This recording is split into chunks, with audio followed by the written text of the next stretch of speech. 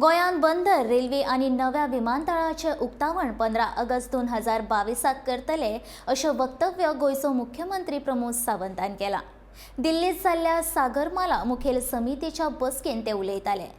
तशेंच गोंय पर्यटन उदरगत महामंडळाच्यो सी प्लेन सर्विसीस नोव्हेंबर 2022 सुरू करतले अशें तांणी ह्या वेळार म्हटलें। The port, rail, roads and new airport also, which is we are coming to inaugurating on 15th of August 2022 inaugurated करने जा रहे हैं।